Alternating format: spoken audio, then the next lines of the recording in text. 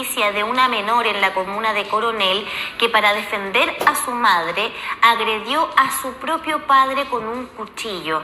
La madre de esta menor estaba siendo golpeada y asfixiada por el papá de la menor, quien se vio en una situación tan compleja que decide tomar acción y defender a su mamá. Este caso de violencia intrafamiliar nos invita a tener una importante conversación aquí en Matinal Nuestra Casa con San Carlos de Maipo, la fundación que ha estado en otras oportunidades. Nos acompaña su gerente general, Marcelo Sánchez, a quien le damos la bienvenida. ¿Cómo estás? Camila, Luis, ¿cómo están?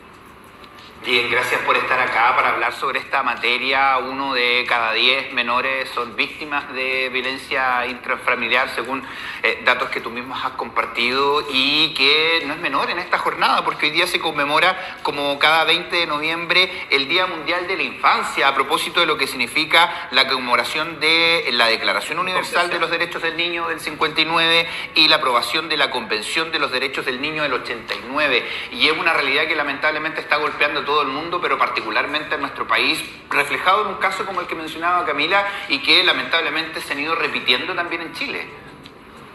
Así es, mira, la verdad es que cuando uno habla de estadísticas en materia de victimización infantil por vía de la violencia intrafamiliar, generalmente hay una subestimación importante. O sea, nosotros estamos viendo que básicamente las denuncias que llegan a la Subsecretaría de Prevención establece ese parámetro que dice que 1 de cada 10 víctimas de violencia intrafamiliar son niños.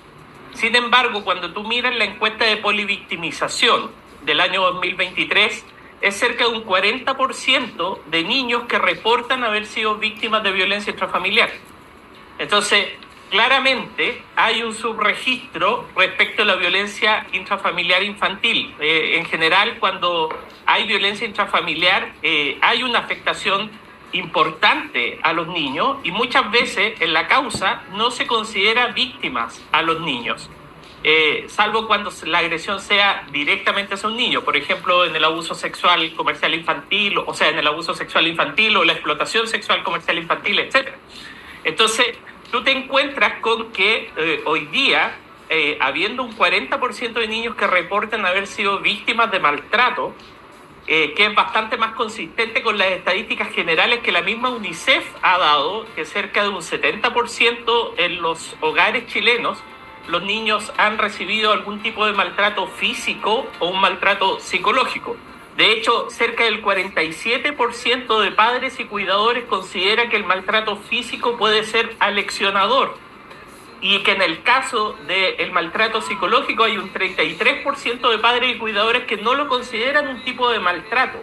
Por lo tanto, estamos viviendo desde hace mucho tiempo y desde el interior de la familia, el interior de los entornos, de las comunidades, de las escuelas, etcétera, niveles de violencia cada vez que se van normalizando cada vez más. Y eso es tremendamente delicado. Y por eso tú ves, por ejemplo, que hoy día los niños que participan en bandas delictivas son mucho más violentos. Que los problemas en el aula se han transformado en problemas más violentos, con el bullying, el acoso, el grooming y todo lo otro. O sea, desde las plataformas digitales hasta las plataformas físicas, con niveles de violencia inusitados.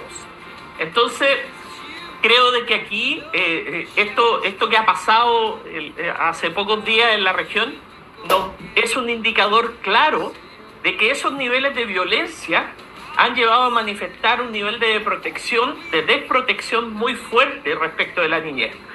Han aumentado en los últimos 5 años más de un 26% las denuncias por violencia intrafamiliar.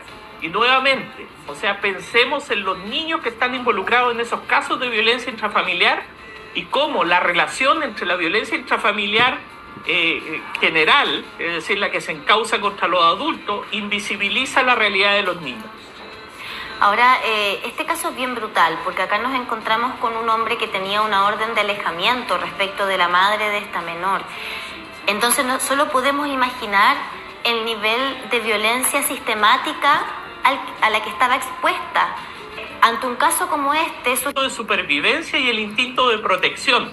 La niña ha reaccionado como podía haber reaccionado producto de las circunstancias. Ella estaba en ese minuto en una situación de estrés profundo, donde finalmente las únicas herramientas que tenían eran las que había aprendido en su entorno familiar donde habían sido fruto de violencia de manera permanente por parte del agresor.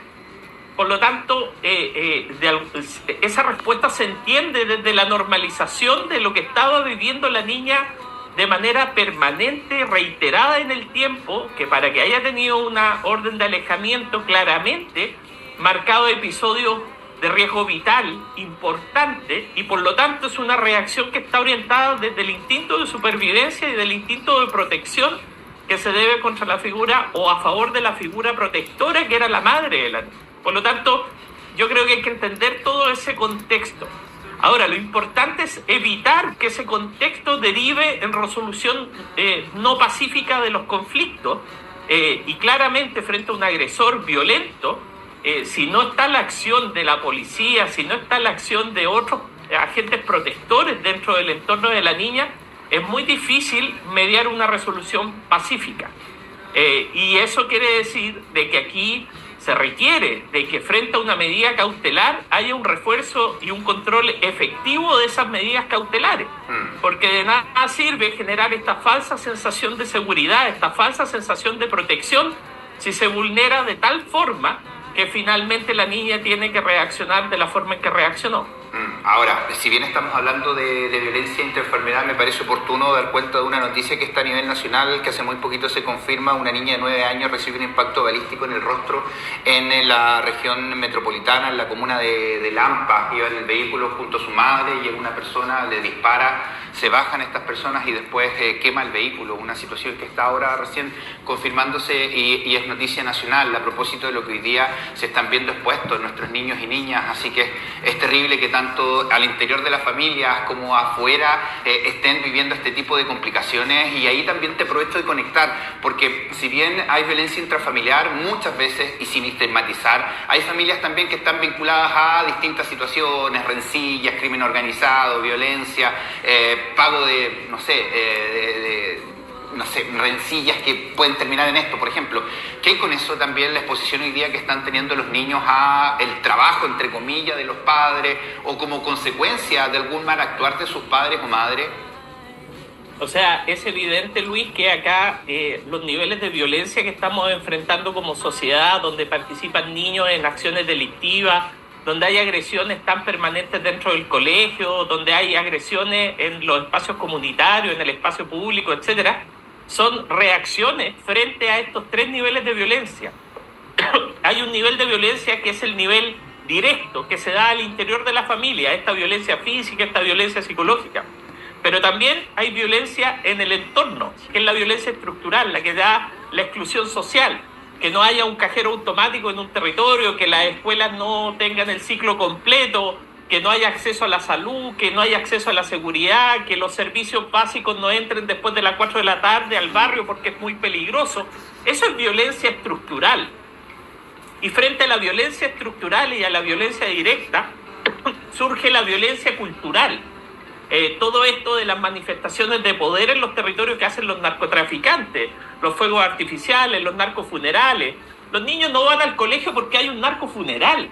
O sea, el narco decide cuando tu hijo va al colegio. ¿Qué cosa más violenta? Por lo tanto, se empieza a normalizar la violencia, y con la normalización de la violencia, la prevención no funciona. O sea, ¿quién está atento a todos los riesgos latentes que tiene la niñez? ¿Quién está seguro de que va a poder ir con su niño a la plaza sin que le llegue una bala loca? ¿Quién está seguro de poder mandar a sus hijos al colegio cuando hay un narcofuneral? O sea, acá lo primero es poder controlar todos estos escenarios